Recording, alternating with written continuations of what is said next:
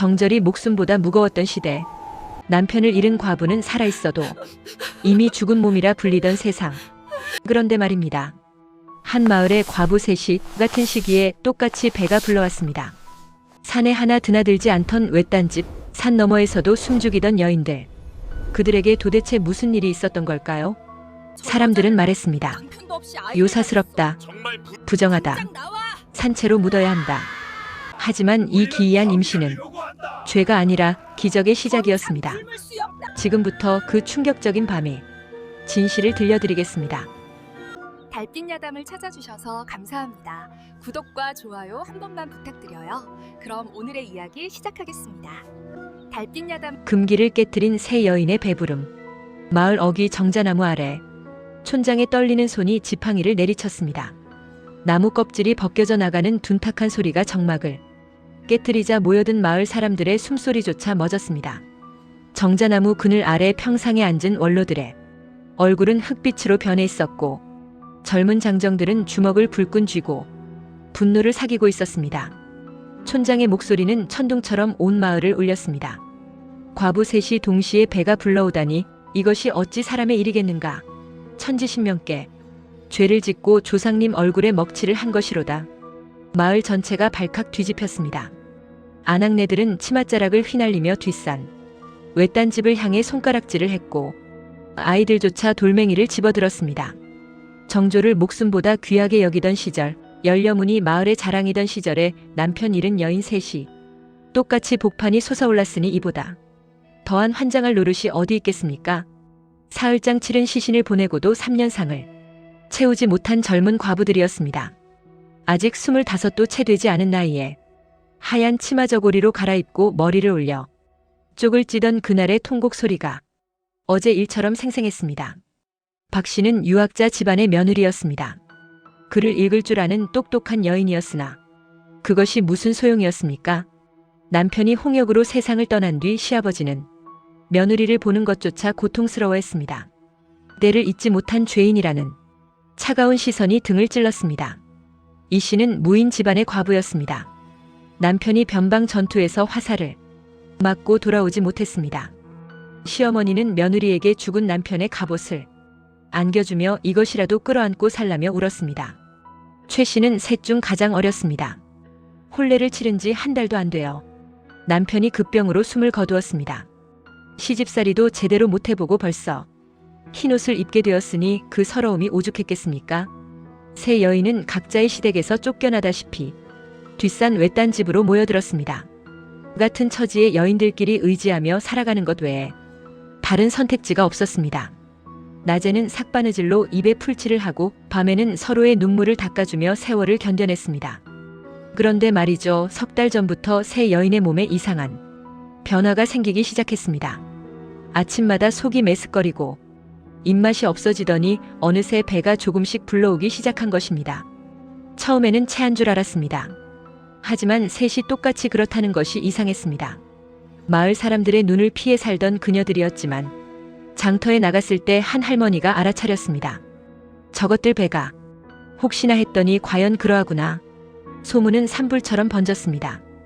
해가 지기도 전에 온 마을이 다 알았고 촌장이 직접 외딴 집으로 달려왔습니다. 대문을 두드리는 소리가 북소리처럼 요란했습니다. 세 여인은 부들부들 떨면서도 서로의 손을 꼭 잡았습니다. 그들은 알고 있었습니다. 이 일이 얼마나 큰 파문을 일으킬지를. 하지만 뱃속에서 꿈틀거리는 생명의 기운을 느낄 때마다 알 수 없는 확신이 들었습니다. 이것은 죄가 아니라 축복이라고, 하늘이 내린 기적이라고, 눈물로 지새운 한스러운 세월. 막내 최 씨가 마당 귀퉁이에 주저앉아 치맛자락을 적시며 흐느꼈습니다. 23세 어린 나이에 과부가 된 지 2년, 남편의 얼굴은 점점 기억에서 흐릿해져 갔습니다. 꿈속에서조차 남편이 나타나지 않았습니다. 그저 차갑게 누워있던 시신의 얼굴만이 눈앞에 어른거렸습니다.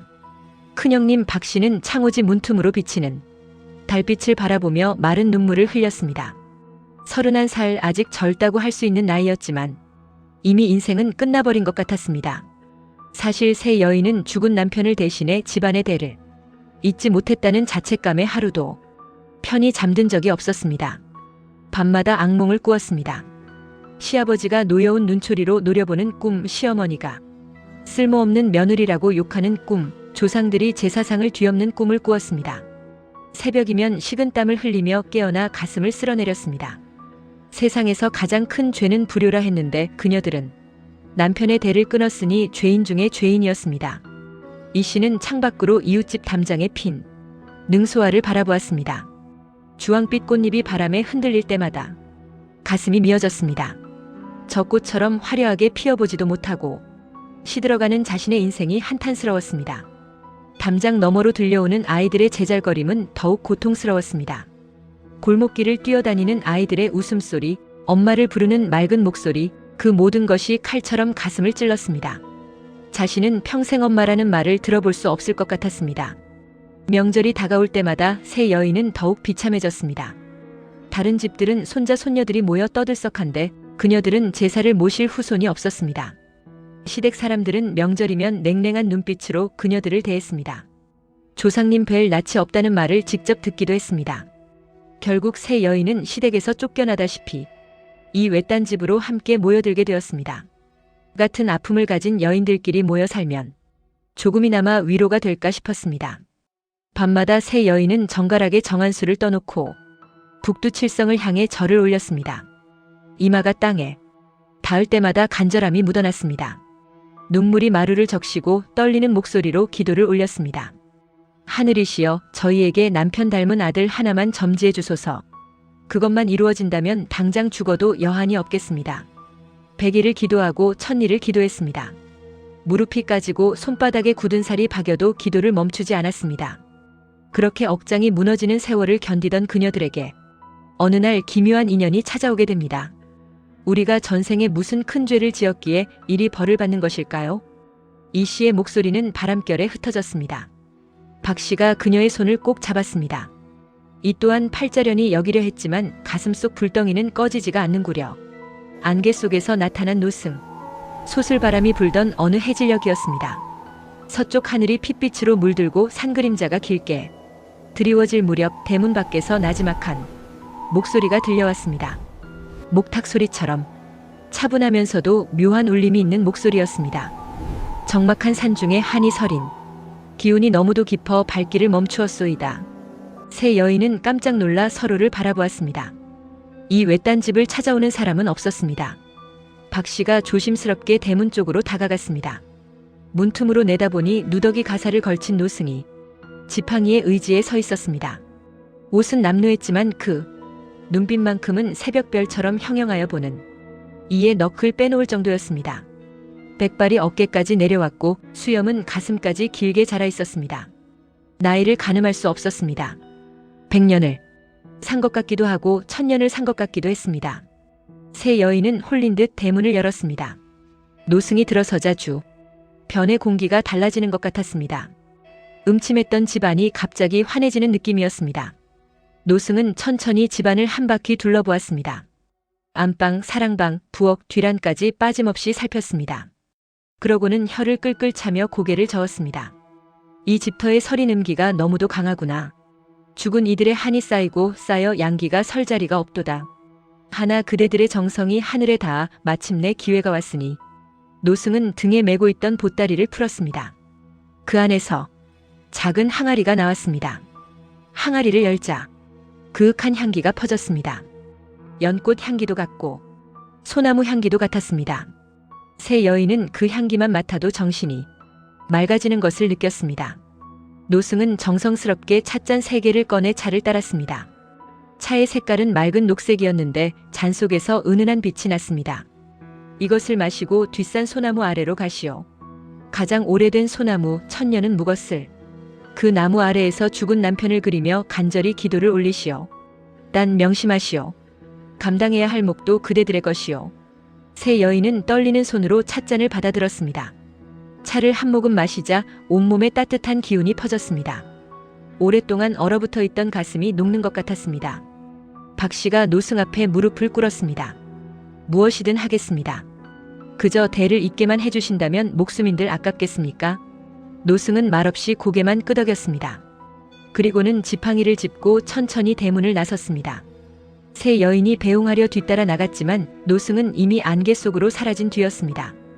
발자국조차 남아있지 않았습니다. 마치 처음부터 없었던 사람처럼 새 여인은 서로를 바라보았습니다. 이것이 꿈인가 생시인가 헷갈렸지만 손에 들린 따뜻한 찻잔이 현실임을 증명했습니다. 소나무 아래서 본 환상. 달빛이 유난히 밝은 밤이었습니다. 보름달이 중천에 떠 있었고 은빛 달빛이 온 세상을 비추었습니다. 새 여인은 노승이 일러준 대로 뒷산으로 올라갔습니다. 산길은 험했지만 달빛이 환하게 비춰 길을 잃지 않았습니다. 나뭇가지들이 바람에 흔들리며 소리를 냈고 어디선가 올빼미 울음소리가 들려왔습니다. 평소 같았으면 무서워서 발걸음을 돌렸을 텐데 그날 밤만큼은 용기가 났습니다. 산 중턱에 이르자 거대한 소나무가 보였습니다. 굵은 둥치가 새 아름은 좋게 되어 보였고 하늘을 향해 뻗은 가지들이 용트림하는 듯 했습니다. 천년송이 분명했습니다. 소나무 그림자가 달빛 아래 길게 드리워져 있었습니다. 새 여인은 소나무 아래 무릎을 꿇고 앉았습니다. 그리고 눈을 감고 간절히 기도를 올리기 시작했습니다. 서방님, 제발 한 번만 나타나 주소서. 아들 하나만 점지해 주소서. 얼마나 시간이 흘렀을까요? 갑자기 사방에 안개가 피어오르기 시작했습니다. 처음에는 발목을 감싸더니 점점 무릎까지, 허리까지 차올랐습니다. 하얀 안개가 온 산을 뒤덮었습니다. 달빛마저 흐릿해졌습니다. 새 여인은 눈을 떴습니다. 그리고 믿을 수 없는 광경을 보았습니다. 안개 속에서 형상들이 나타나기 시작했습니다. 박 씨 앞에는 죽은 남편이 서 있었습니다. 생전과 똑같은 모습이었습니다. 유복한 차림에 갓을 쓰고 따뜻한 미소를 짓고 있었습니다. 이 씨 앞에는 무복을 입은 남편이 나타났습니다. 전장에서 죽기 전에 씩씩한 모습 그대로였습니다. 최 씨 앞에는 홀레복을 입은 남편이 서 있었습니다. 신랑이 되어 처음 만났던 그날의 수줍은 모습 그대로였습니다. 서방님, 정말 당신이십니까? 어찌 이제야 오셨나이까? 박 씨가 떨리는 목소리로 물었습니다. 남편의 형상이 손을 내밀었습니다. 박 씨는 그 손을 잡았습니다. 환상일까 싶었는데 손의 온기가 느껴졌습니다. 차가운 시신의 손이 아니었습니다. 살아있는 사람의 따뜻한 손이었습니다. 눈물이 주르르 흘러내렸습니다. 이 씨와 최 씨도 마찬가지였습니다. 각자 죽은 남편의 손을 잡았습니다. 그동안 쌓였던 회포가 터져나왔습니다. 말없이 서로를 끌어안았습니다. 살결이 느껴졌고 숨결이 닿았습니다. 심장 소리까지 들렸습니다. 꿈이라면 깨지 않기를 바랐습니다. 이보다 더한 극락이 어디 있겠습니까? 시간이 멈춘 것 같았습니다. 안개 속에서 세 쌍의 부부는 그렇게 재회했습니다. 말로 다 표현할 수 없는 밤이었습니다. 오랜 그리움이 한순간에 해소되었습니다. 죽음이 갈라놓았던 인연이 다시 이어졌습니다. 시간이 얼마나 흘렀는지 알 수 없었습니다. 달이 서산으로 넘어가고 동쪽 하늘이 밝아오기 시작했습니다. 새벽 닭이 울었습니다. 그 소리에 새 여인이 정신을 차렸습니다. 눈을 떠보니 안개는 걷히고 남편들의 형상도 사라져 있었습니다. 노승도 온데간데 없었습니다. 형님들도 보셨습니까? 분명 제 서방님이 제 손을 잡으셨단 말입니다. 최 씨가 흥분된 목소리로 물었습니다. 이 씨가 고개를 끄덕였습니다. 나도 그렇네. 참으로 기이한 밤이로세. 몸이 이토록 가뿐한 걸 보니 꿈은 아닌 듯하네. 새 여인은 서로를 부축하며 산을 내려왔습니다. 온몸에 묘한 기운이 감돌았습니다. 오랫동안 꺼져 있던 생명의 불씨가 다시 타오르는 것 같았습니다. 석 달이 흘렀습니다. 어느 날 아침 박 씨가 일어나자마자 속이 메스꺼리기 시작했습니다. 부엌으로 달려가 헛구역질을 했습니다. 무언가 이상했습니다. 이런 느낌은 처음이 아니었습니다. 옛날 시집살이 하던 시절 아이를 가졌을 때도 이랬었습니다. 하지만 그때는 유산을 하고 말았습니다. 떨리는 손으로 배를 만져보았습니다. 평소보다 조금 볼록한 것 같았습니다. 가슴을 부여잡았습니다. 이것이 정말로 아이가 들어선 것일까? 같은 시각 이 씨도 마찬가지였습니다. 아침 식사를 준비하다가 갑자기 비릿한 냄새에 구역질이 났습니다. 평소에는 아무렇지도 않던 냄새였습니다. 손으로 입을 막고 밖으로 뛰쳐나갔습니다. 뒤란에서 한참을 토한 뒤에야 정신을 차렸습니다. 이상했습니다. 요즘 들어 자꾸 피곤하고 졸렸습니다. 가슴이 묵직하고 배가 당기는 느낌도 들었습니다. 최 씨는 빨래를 하다가 현기증을 느꼈습니다. 주저앉아 한참을 쉬었습니다. 이마에 식은땀이 맺혔습니다. 생리도 석 달째 하지 않았습니다. 처음에는 기력이 쇠해서 그런 줄 알았는데 이제 보니 뭔가 달랐습니다. 세 여인은 서로의 얼굴을 바라보았습니다. 그리고 똑같은 생각을 했습니다. 그날 밤 세 여인은 방에 모여 앉았습니다. 촛불을 켜놓고 서로를 바라보았습니다. 박 씨가 먼저 입을 열었습니다. 나만 그런 게 아니로구나. 우리 셋 다. 세 여인은 경악했습니다. 셋이 똑같이 입덧을 시작하고 똑같이 배가 불러오기 시작했으니 말입니다. 남정네라고는 그날 밤 본 노승과 환상 속의 남편들 뿐이었습니다. 대체 누구의 시란 말입니까? 두려움이 밀려왔습니다. 세상 사람들에게 이 사실을 어찌 설명해야 할지 막막했습니다. 하지만 시간이 갈수록 확신이 들었습니다. 뱃속에서 느껴지는 태동은 분명히 살아있는 생명이었습니다. 그 움직임이 어찌나 힘찬지 마치 장군감이라도 들어앉은 것 같았습니다. 넉 달째 접어들자 배가 눈에 띄게 불러왔습니다. 옷으로 가려도 숨길 수가 없었습니다. 결국 마을 사람들이 알게 되었습니다. 장터에 나갔을 때였습니다. 아낙네들이 수군거렸습니다. 저것들 배를 보게. 분명 도깨비라도 홀린 게지. 천벌을 받을 것들이야. 손가락질이 쏟아졌습니다. 더러운 년들이라는 욕설도 들렸습니다. 돌멩이가 날아왔습니다. 세 여인은 고개를 숙이고 집으로 돌아왔습니다. 하지만 굴복하지 않았습니다. 밤마다 배를 감싸 안으며 아기에게 속삭였습니다. 우리 아기 건강하게 자라거라. 엄마가 지켜줄게. 비록 세상이 욕하고 손가락질해도 이 아이만큼은 반드시 지키리라 다짐했습니다. 욕하려면 하라지요. 우리 아버님, 때를 잊게 되었으니 나는 이제 죽어도 한이 없습니다. 이 씨의 목소리는 단호했습니다. 뱃속의 아기가 꿈틀거리는 것을 느낄 때마다 용기가 솟았습니다. 마을에서 쫓겨날 위기. 마침내 폭풍이 몰아쳤습니다. 촌장이 마을 회의를 소집했습니다. 정자나무 아래 남정네들이 모여들었습니다. 분노한 얼굴들이었습니다. 원로들은 고개를 저으며 한숨을 내쉬었고 젊은 장정들은 주먹을 불끈 쥐었습니다. 촌장이 지팡이를 내리치며 외쳤습니다. 부정한 피가 섞인 아이를 우리 마을에서 낳게 할 순 없네. 당장 저들을 마을 밖으로 몰아내야 하네. 함성이 터져나왔습니다. 장정들이 몽둥이와 낫을 들고 일어섰습니다. 해가 지물 무렵 성난 무리가 외딴 집을 향해 몰려왔습니다. 발소리가 땅을 울렸습니다. 햇불이 어둠을 밝혔습니다. 마치 전쟁터로 향하는 군대 같았습니다. 세 여인은 방 안에서 숨을 죽였습니다. 바깥에서 들려오는 고 함소리에 온몸이 얼어붙었습니다. 최 씨가 울음을 터뜨렸습니다. 박 씨가 그녀를 끌어안았습니다. 이 씨는 부엌으로 가서 부엌칼을 움켜쥐었습니다. 죽더라도 뱃속의 아이만은 지키리라는 각오였습니다. 대문이 요란하게 흔들렸습니다. 곧 부서질 것 같았습니다. 창문으로 돌멩이가 날아들었습니다. 유리가 깨지는 소리, 나무가 부러지는 소리가 들렸습니다. 나와라, 요녀들아. 고함이 집안을 울렸습니다. 박 씨가 벌떡 일어났습니다. 떨리는 다리를 억지로 세우고 대문 쪽으로 걸어갔습니다. 문을 열려는 찰나 이 씨와 최 씨가 달려와 그녀를 붙들었습니다. 형님, 나가시면 안 됩니다. 하지만 박 씨는 단호했습니다. 문을 박차고 밖으로 나섰습니다. 햇불빛이 그녀를 비췄습니다. 임신한 배를 드러낸 채 서 있는 그녀를 보고 사람들이 욕설을 퍼부었습니다. 박 씨는 고개를 들어 그들을 똑바로 바라보았습니다. 하늘이 알고 계신데 어찌 너희가 우리를 심판하려 드느냐? 이 아이들은 하늘이 점지하신 분들이다. 목소리는 떨렸지만 눈빛만은 확고했습니다. 한 장정이 앞으로 나섰습니다. 도끼를 번쩍 들어올렸습니다. 요사스러운 말로 현혹하지 마라. 당장 끌어내어 멍석마리를 하리라. 도끼가 내려오려는 순간이었습니다. 갑자기 하늘에서 번개가 쳤습니다. 청명했던 하늘이 순식간에 먹구름으로 뒤덮였습니다. 마른 하늘에 날벼락이 떨어졌습니다. 천둥 소리가 산을 울렸습니다. 비바람이 몰아치기 시작했습니다. 폭우가 쏟아지고 번개가 하늘을 갈랐습니다. 사람들이 비명을 지르며 흩어졌습니다. 번개가 정자나무를 내리쳤습니다. 나무가 반으로 갈라지며 불타올랐습니다. 사람들은 그제야 공포에 질려 달아나기 시작했습니다. 천벌이다. 하늘이 노하셨다. 아우성이 터졌습니다. 장정들이 몽둥이를 내던지고 도망쳤습니다. 박 씨는 빗속에 서서 하늘을 올려다보았습니다. 번개빛에 그녀의 얼굴이 환하게 빛났습니다.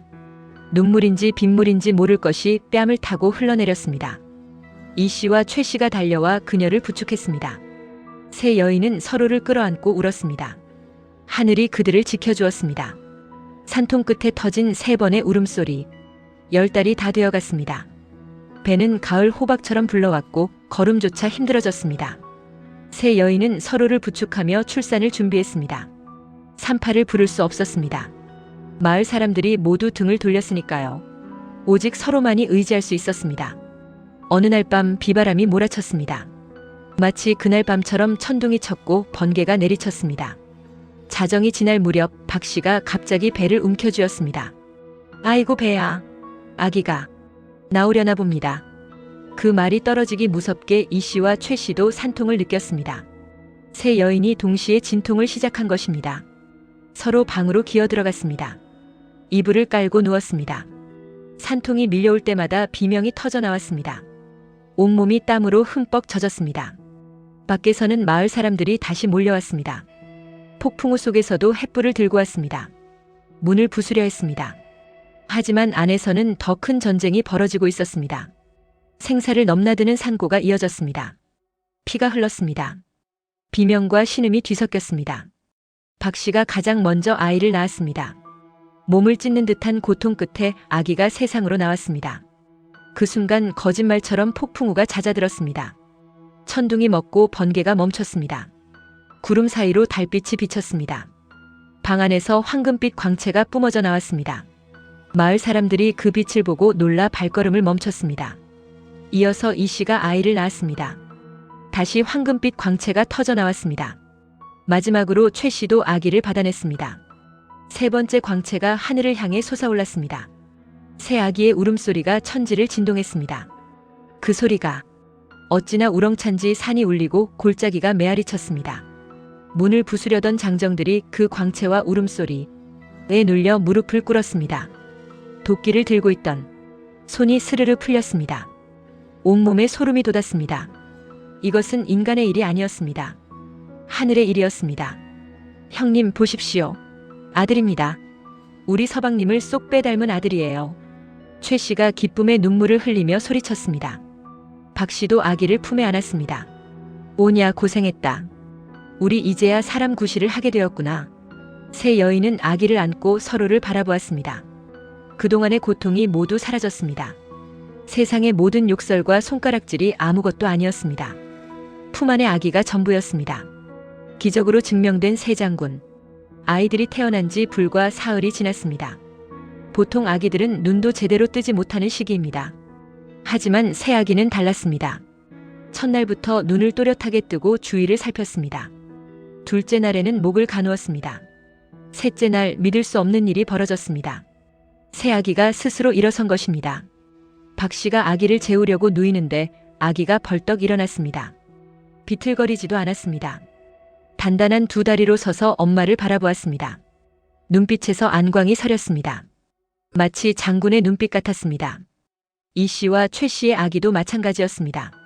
스스로 일어서서 걸음마를 했습니다. 소문이 퍼졌습니다. 마을 사람들이 두려움에 떨며 외딴 집을 찾아왔습니다. 이번에는 몽둥이가 아닌 곡물을 들고 왔습니다. 쌀, 고기, 과일을 가져왔습니다. 대문 앞에 무릎을 꿇고 앉았습니다. 저희의 무례를 용서하시옵소서. 이 아이들은 사람이 아니라 하늘의 신선들이 내려온 것이옵니다. 촌장이 머리를 조아리며 빌었습니다.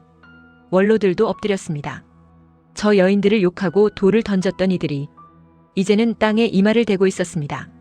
세 여인은 아기를 안고 밖으로 나왔습니다. 더 이상 고개를 숙이지 않았습니다. 당당하게 서서 사람들을 내려다보았습니다. 세 아들은 날이 갈수록 놀라운 성장을 보였습니다. 한 달이 지나자 혼자 걷고 뛰었습니다. 석 달이 지나자 말을 했습니다. 6달이 지나자 글을 읽었습니다. 1년이 지나자 무술을 익혔습니다. 3살이 되자 이미 어른과 같은 지혜를 갖추었습니다.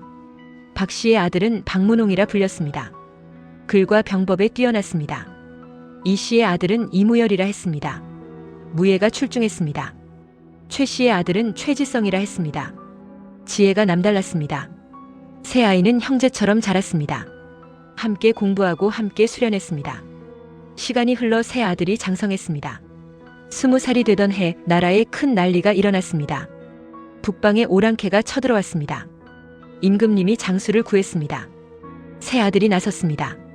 전장에서 혁혁한 공을 세웠습니다. 적장의 목을 베고 승리를 거두었습니다. 임금님이 새 장군을 불러 상을 내렸습니다. 높은 벼슬을 주었습니다. 새 여인도 왕실로 초대받았습니다. 임금님이 직접 그녀들에게 절을 올렸습니다. 그대들이 낳은 아들들이 나라를 구했소. 그대들이야말로 이 나라의 어머니들이요. 비웃음을 사던 과부집은 이제 나라에서 가장 존경받는 집안이 되었습니다. 쓰러져가던 새 가문이 다시 일어섰습니다. 새 여인은 늙어서까지 아들들의 효도를 받으며 천수를 누렸습니다. 사람들은 그날 밤의 노승이 남편들의 넋을 빌려 기적을 행한 것이라 믿게 되었습니다. 어느 날 새 여인이 함께 앉아 옛날을 회상했습니다. 주름진 얼굴에 미소가 번졌습니다. 그날 밤 그 스님은 아마도 우리를 가련히 여긴 신령님이었겠지요. 이 씨가 말했습니다. 박 씨가 고개를 끄덕였습니다. 무엇이면 어떻겠나. 우리 품에 이 귀한 자식들이 있으니 그것으로 충분한 것을 간절함이 하늘에 닿으면 불가능한 일도 기적이 되어 돌아오는 법입니다. 새 여인은 그것을 몸소 증명했습니다. 세상이 욕하고 손가락질해도 하늘은 그들의 간절한 기도를 외면하지 않았습니다. 그리고 그 기적은 대를 이어 나라를 지키는 영웅들로 자라났습니다. 이것이 바로 새 과부와 새 장군의 이야기입니다.